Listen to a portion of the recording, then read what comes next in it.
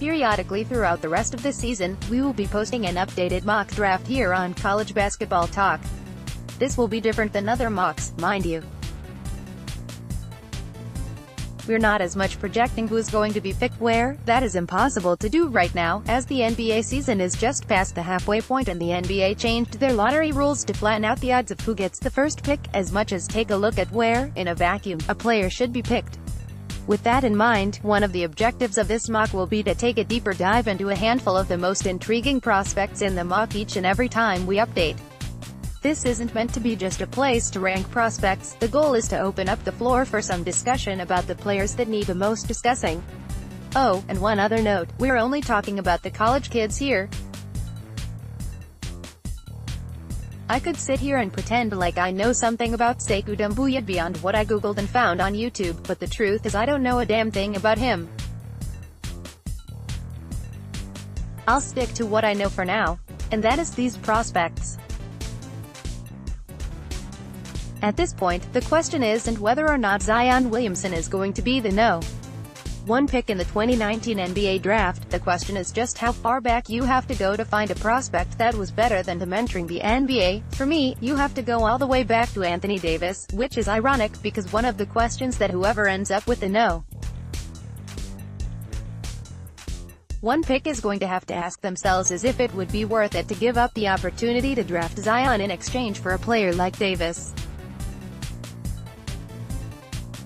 That's a different conversation for a different day, and while I do think it is important to note that Zion is not a perfect prospect, the jumper is a question mark. He has a habit of over-pursuing defensively to make a play. At some point his balls-to-the-wall style of play combined with his playing weight will eventually take a toll on his body. It is his combination of ruthless efficiency on the offensive end of the floor. He's shooting 68.3% from the floor. His offensive rating on KenPom is over 130 with a usage rate above 28%. His PER of 42.1 is a record for division players in the Basketball Reference database, with second best coming in at 36.9, and the things he lets you do defensively. Because there has never been a player that is more perfectly suited to playing the 5 in a small ball lineup than Zion Williamson, with the exception of maybe Draymond Green. It starts with just how good of a rim protector Zion is. He stands 6'7" and his arms aren't incredibly long, but he's a freakish athlete, with a quick jump that has a knack for knowing when and where he needs to be. And it's not just the simple fact that he is able to block shots, it's that players know that he is capable of blocking shots. Like all great rim protectors, his presence in the paint has an effect on how aggressive opponents are going into the lane. The third clip below is the perfect example. Louisville point guard Christian Cunningham is in the middle of the lane, precisely where you need to be to beat a zone, and he is too scared of Zion to get a shot off, eventually turning the ball over. Along those same lines, Zion can cover an unbelievable amount of ground in no time. In each of the clips you see below, the shooter is open when he decides he is going to shoot, and Zion erases the shot anyway. Humans are not supposed to be able to move like this, especially humans that are the size of Zion Williamson. But to me, this last edit is the most important thing we need to discuss. Let me just get this out of the way first. Zion gets beaten off the dribble a lot more than he should based on how good his reputation is defensively. He needs to be more consistent defending on the ball in space, but he is also just 18 years old. College freshmen are not supposed to be finished products defensively. Based solely on everything that he is physically capable of doing, I fully expect this part of his game to come along in the long run. And I say that because he shows flashes of being a terrific perimeter defender, sliding his feet and changing directions and using his bulk to edge off drivers without letting them turn a corner. When he can do things like this in flashes, it's hard not to imagine that he'll get more consistent in time. We know how much trouble he is going to cause defenses playing in a league that is as spaced out as the NBA is. But it's that promise that he has on the defensive end of the floor that sets him apart from past elite prospects. The question I keep finding myself asking is what players in the NBA I wouldn't give up for control over Zion Williamson for the next 9 years, 4 of which would come at the discount price of a rookie contract. There aren't many. Point 2. Cam Reddish. Duke. The last time that I posted a mock draft, I spent 700 words explaining why I think Reddish is the no. 2 prospect in this year's draft. I think that, a month later, all of that still holds true. To me, his ceiling is what makes him so intriguing, but that does come with some risks. There are times where he appears to be almost indifferent. He definitely needs to tighten up his handle, and, frankly, he needs to be better than a 33% three-point shooter. His floor is certainly worrisome, and I do not believe that he is the type of prospect that every franchise should take with the no. 2 pick. Fit will matter here more than it does in other cases. Point 3. Ja Morant. Murray State. I've toyed with the idea of bumping Morant up to the no. 2 spot, but I am not quite ready to make that leap. What makes Morant so promising is that he possesses all the skills you want out of a point guard in a league where players of his ilk, Russell Westbrook, John Wall, Derrick Rose, etc., have had a tremendous amount of success. He's an electric athlete with more highlight reel ability than anyone this side of Zion. He's an excellent passer that can really read the floor and operates in ball screens. He needs to become a better shooter, 33.8% from 3, his turnovers are an issue, 5.67 TOs per 40, and he can be inconsistent defensively, but he has the potential to be a franchise point guard. If you're an NBA team drafting in the top 3, odds are pretty good you need a franchise-changing talent. Morant could be at point 4. RJ Barrett. Duke. Barrett may be my blind spot in this year's draft. On the one hand, his production has been absolutely insane. He's currently averaging 23.3 points, 7.5 boards and 4.1 assists, and the last time that a player in a high major program did that was during the 1992-93 season. His name was Anthony Hardaway. The issue I have is the eye test, not the production that we've seen. Barrett is not an elite-level athlete the way that, say, Zion or Cam Reddish or even someone like DeAndre Hunter is, which is a concern because his game in the half court is, essentially, straight-line drives going to his favored left hand. Mike Krzyzewski has done a fantastic job this season of scheming actions to get Barrett downhill going to his left, and at the college level, he can overpower players once he gets to the rim. At just 202 pounds with a 6'10" wingspan and, like I mentioned, without that elite athleticism, I can't see his game working as well in the NBA as it does in college. His jumper definitely needs work. He's shooting 33.3% from 3, a number that drops to 31.3% when you remove the first 12 minutes at Virginia, and he's not a real threat pulling up at this point. The games against NC State and Syracuse were promising because of his willingness to pass the ball, but for the most part, those have been the exception to the first 27 games of his season. Barrett is also young, so I fully expect him to continue to improve, and based on his competitiveness and the way he's produced everywhere he's played, I do think he'll be around for a while. I just think there is a ceiling to what he can be, and that ceiling does not include franchise talent. My guess is Barrett maxes out at 4 or 5 years somewhere in the vicinity of the best year of Shabazz Muhammad's career, 13.5 points, 4.1 boards, and 1.2 assists, and that is not enough for me to pass on the chance for Reddish or Morant to hit their ceiling. Point 5. DeAndre Hunter, Virginia. For my money, the thing that makes Hunter so intriguing as a prospect is what he can do on the defensive end of the floor. In just the last 2 weeks, Hunter has guarded All-American caliber players that play 4 different positions: Virginia Tech's Nickeil Alexander-Walker, Kobe White, Cam Johnson and Luke May from North Carolina, and Jordan Nwora of Louisville. He's quick enough to be able to move his feet and stay in front of first-round picks like Alexander-Walker and White, and, as I broke down in the video below, he's able to flip his hips and run alongside a driver while keep his torso square and staying on balance if the dribbler stops. He can get over ball screens. He can chase shooters around off-ball screens and pin downs. In the example I use in the video, he trails Johnson around 5 screens and still gets a contest on a jumper, and he is strong enough to hold his ground in the post while maintaining verticality.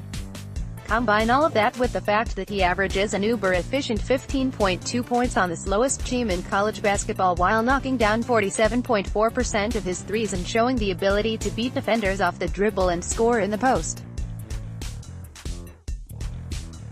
He took over in the second half of Virginia's come-from-behind win at Louisville, scoring 26 points on 9 for 11 shooting, and that is hardly the first time that he has done that. He is absolutely the perfect piece for the modern NBA, and while he's not going to be the sexiest pick, whoever winds up with him will be adding an impact starter from day 1.6. Jared Culver, Texas Tech. Culver is one of the highest floor prospects in this draft. I believe that any team taking him is more or less locked into getting a starting caliber NBA wing. He's listed at 6'6" and might be closer to 6'8", and has added some strength to his frame.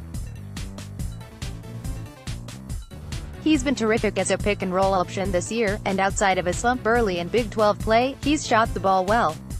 I'm not sure he's great shooting off the dribble, and I think his ceiling defensively is lower than some will realize, which limits his upside. I don't think he's an all-star, but I do think he's one of the safest picks in the draft. In a year with so much uncertainty, that has value. If you're curious, I went much deeper on Culver and why he's so promising here. Point 7. Romeo Langford, Indiana. As weird as this may sound, Romeo Langford is one of the greatest scorers to ever come out of the state of Indiana, and where he gets picked in June will revolve entirely around whether or not the team drafting trusts whether or not they will be able to develop his jumper. He has everything else. He's a sturdy 6'6" wing with a plus wingspan. He's one of the best in the country when it comes to finishing around the rim. He's proven to be a really good defensive weapon when he's engaged, which, frankly, has not been quite as often as one might hope.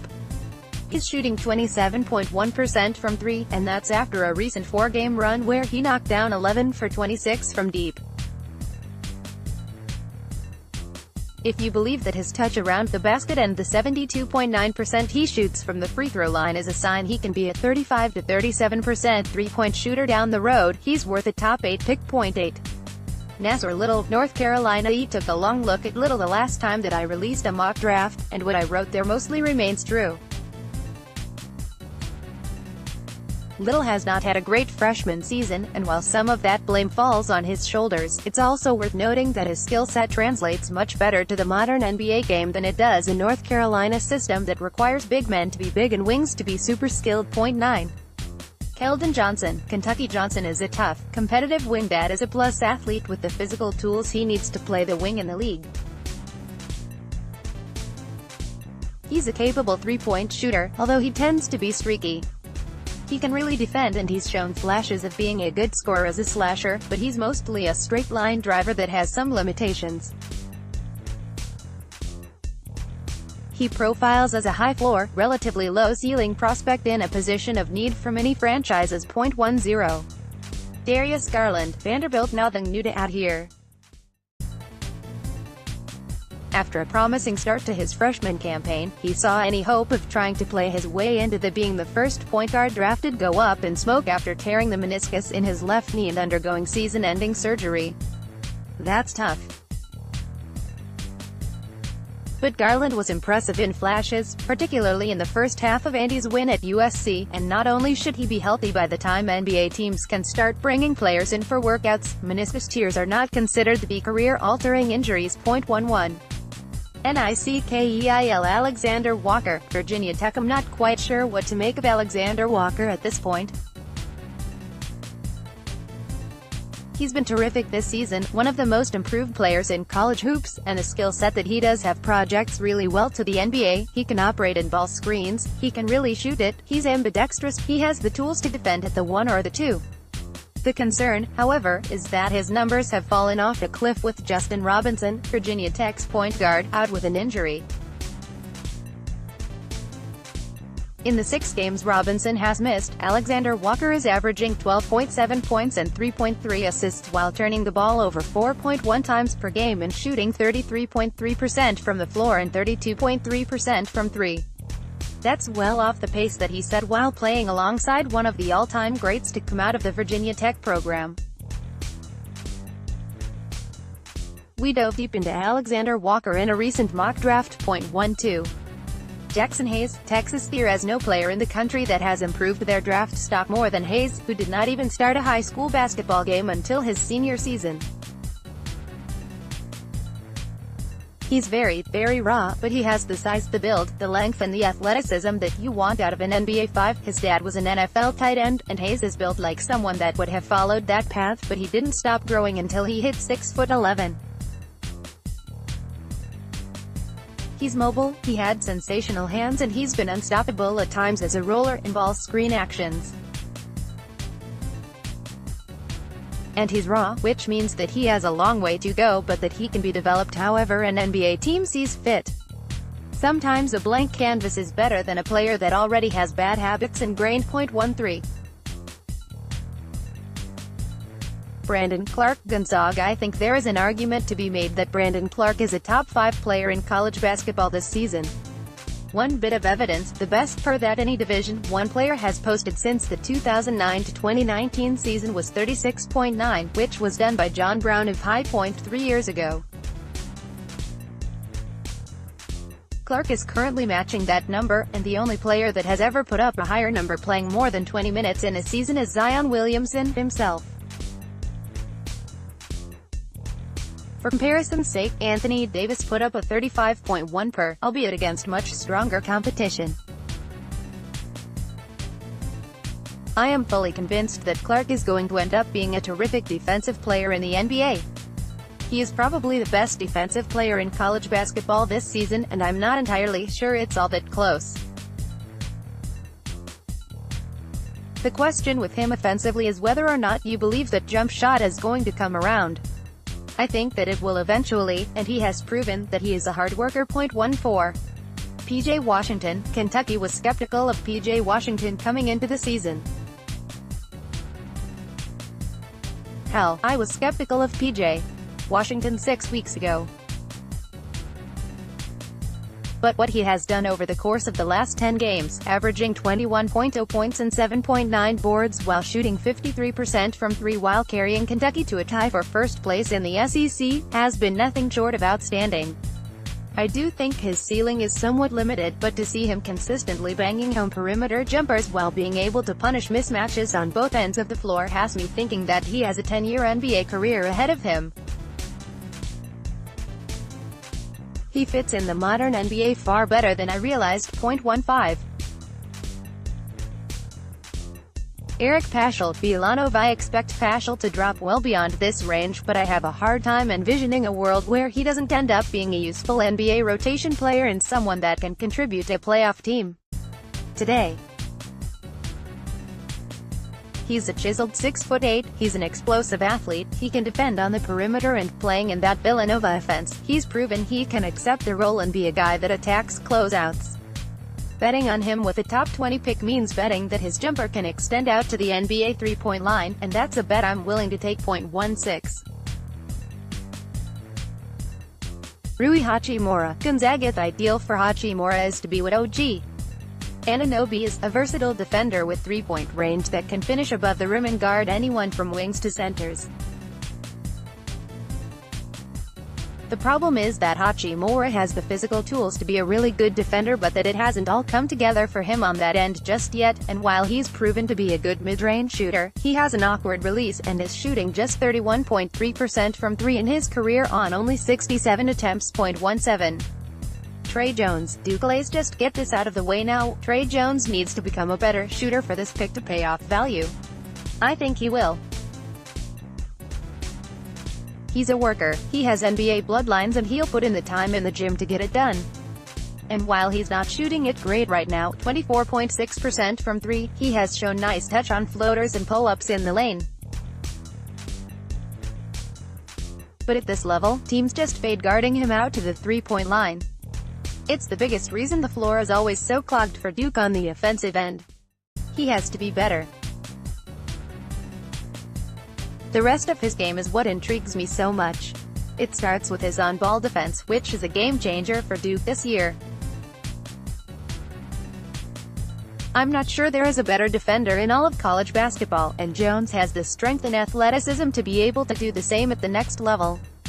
His leadership qualities are exactly what you would expect from Tyus Jones' brother. All the point guard cliches, he has them, and he's proven that he doesn't need the spotlight. If he can fit alongside the big three at Duke, he can fit in an NBA locker room. 18. Kobe White. North Carolina have come around on White, but I'm not sure that I view him as a point guard the way some other do. He's a 6'5" combo guard that just turned 19 this week, and what has me on the bandwagon is that he's just such a ridiculous shot maker. You're not drafting White to be the cornerstone point guard you grow a franchise around, you're drafting him because you hope that he one day turns into Jamal Crawford 2.0.19. Bruno Fernando, Maryland. I'm not sure there is a player in the country that has improved his skill this season more than Bruno Fernando has improved his passing ability from his freshman year to his sophomore year. As a freshman, Fernando finished the season with 21 assists and 53 turnovers. He's nearly tripled that this season, averaging 2.0 assists per game while improving his assist rate from 6.9 to 15.0. Turnovers are still a bit of an issue. He's not a natural passer and he can telegraph decisions a bit too much, and he has certainly not turned into Nikola Jokic, but at this point, Fernando is a player that Maryland can run offense through. His passing ability also changes the way that teams are forced to defend him, because he is able to pass out of a double team and reads when and where help will leave a teammate open. 20. KZ Okpala, Stanford. Okpala fits the mold. He's a 6'9" wing with a 7'2" wingspan and a solid frame that can shoot from the perimeter and operate ball screens. He'll be a rotation player, possibly a starter, in the NBA for a long time. The one concern here is that Okpala has regressed significantly from beyond the arc. He's now shooting 36.8% from 3, making just 5 of his last 28 attempts, after starting the season 23 for 48 from deep. He shot 22.6% from 3 last year. 21. Then Porter Jr., USC, and Bol Bol, Oregon. If I had to guess, I think both of these guys would end up getting picked higher than this. Both have ceilings that are massive. Bol Bol is a 7'2" center with a 7'8" wingspan with a feathery touch from 3 and the ability to be a difference maker at the rim. He's also weak, soft, a defensive liability despite the shot blocking, and he may not actually like basketball. Then he broke his foot. Porter, on the other hand, has had a weird season. After exploding on the scene with a 6-game stretch in November that showcased just how lethal he is as a scorer, he got hurt, disappeared for 6 weeks with a thigh bruise, and turned the whispers of off-court issues into a cacophony of alarm bells. Then he was suspended. To date, he's played 9 games in 2019, averaging 7.7 points and posting 16 assists while turning the ball over 20 times. He is shooting 12 for 24, 50% from 3, which was a worry, and anyone that saw him perform at Hoop Summit knows his ceiling is as the best scorer in this draft, but his floor is out of the league in 2 years. How much risk are you willing to assume? 22. Jontay Porter, Missouri. Porter's draft stock has remained high despite the fact that he is dealing with a devastating knee injury that was suffered in October. Like his brother and Harry Giles before him, how high he goes is likely going to be determined by the doctors that take a look at his knee. When healthy, Porter was an offensively gifted 6'11" lefty with 3-point range and an underrated ability to pass the ball. I don't know what he'll be defensively. Unlike his brother, he had athletic limitations before the injury, but he sure would fit the modern NBA on at least one end of the floor. One other note, Jontay is younger than Reddish. That's worth keeping in mind. 23. Ty Jerome, Virginia. Jerome is a guy that I'm willing to go all in on as an NBA prospect. I'm not saying that I think this guy will be an all-star or anything like that, but he has all the makings of a 10-year NBA veteran that will find himself a role at the next level.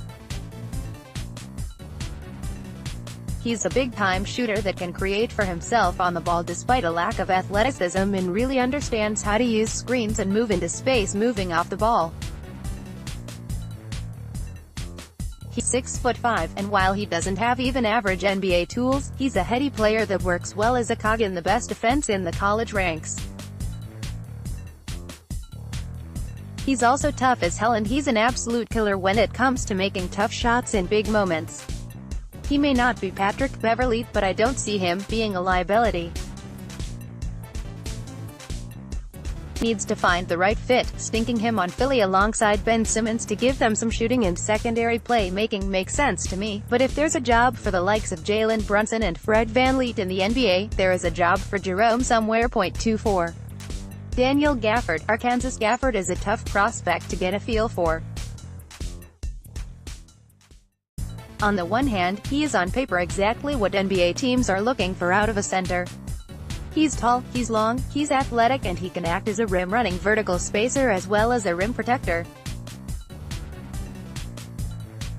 On the other hand, he's not really someone that projects as a good perimeter shooter, and he has heavy feet that likely limits what he can be as a switchable 5 at the next level. 25.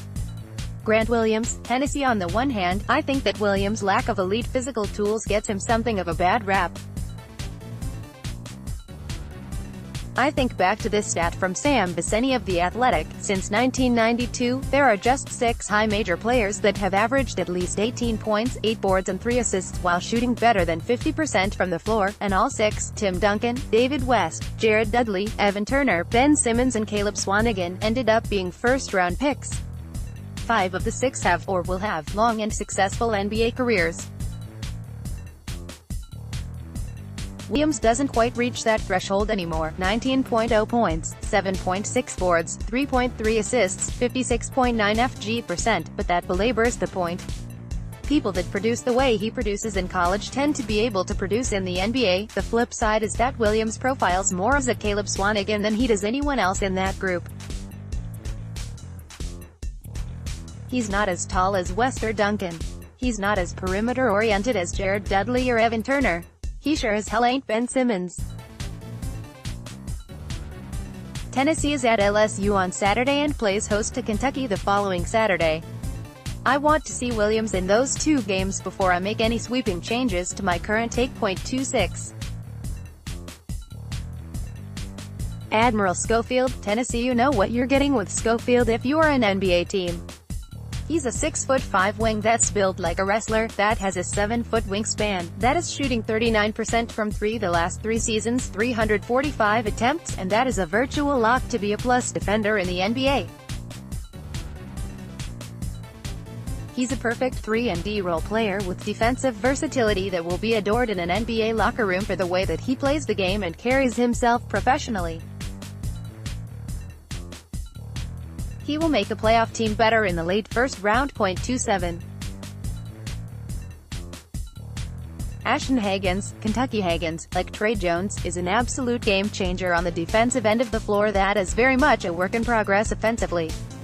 The difference here is that Jones, in spite of his limitations as a shooter, has a turnover rate that is half that of Hagans and has shown to be more comfortable running a team. He's also 6 months younger than the Kentucky point guard. I do like Hagans quite a bit, but I do find myself wondering just how far away he is from being a total zero on the offensive end in the NBA. 28.